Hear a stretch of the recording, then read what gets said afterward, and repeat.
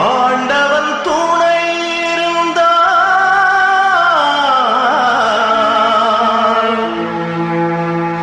காரியம் முடிந்துவிடும்.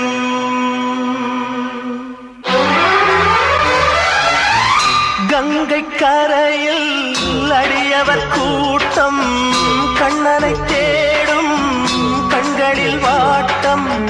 கோகுல கண்ணன் வரம் தருவானா? கோபிய சூழ இனி வருவானா?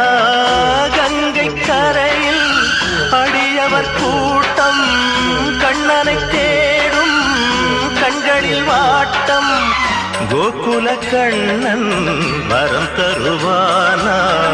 கோபிய சூழ இனி வருவானா?